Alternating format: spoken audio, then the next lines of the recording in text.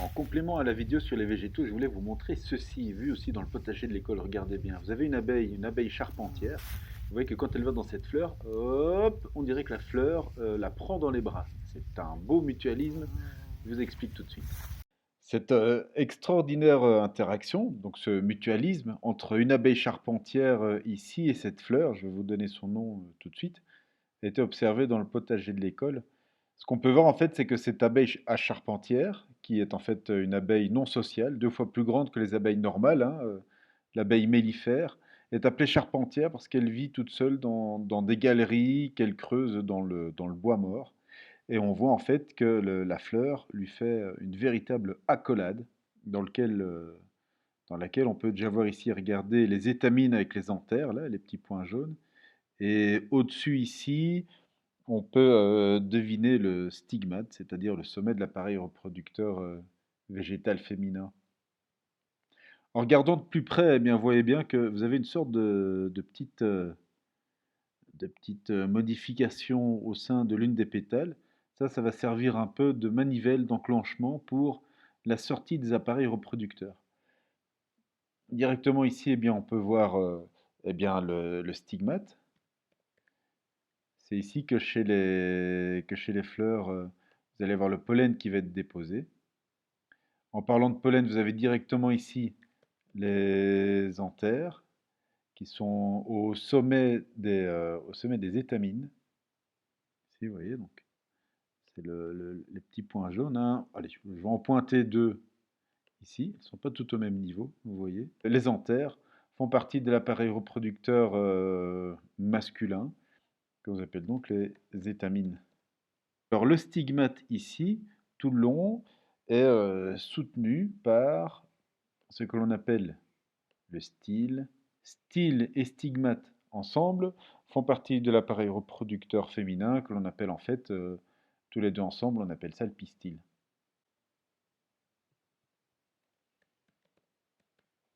Donc les anthères, donc l'étamine et tout ça, ça c'est l'appareil reproducteur masculin.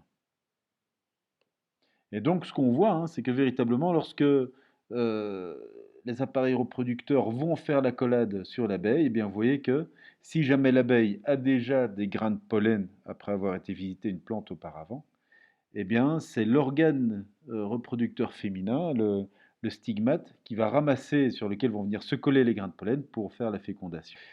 Étant donné que l'appareil reproducteur féminin se trouve avant les appareils, les cellules reproductrices masculines, ça évite l'autofécondation, c'est-à-dire que la plante ne se féconde elle-même. Voyez.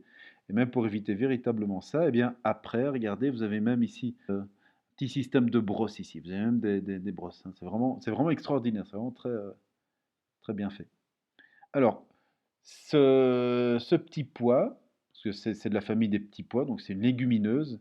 Pour le nom scientifique, c'est Vignia vexillata, mais le nom vernaculaire en français, c'est le pois zombie. Alors, pas les zombies qui veulent nous attaquer, c'est le zombie sans E.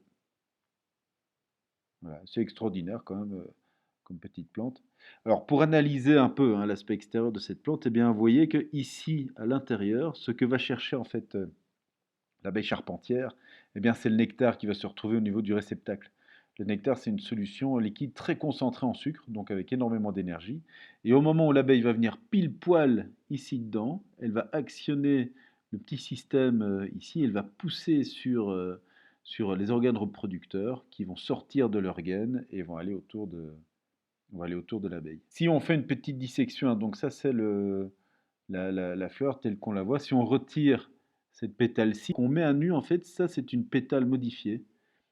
Et cette pétale modifiée s'est enroulée autour des appareils reproducteurs. Si, donc vous voyez, hein, cette pétale s'est enroulée, elle forme une sorte de gaine. Elle est un peu ouverte ici, en fait.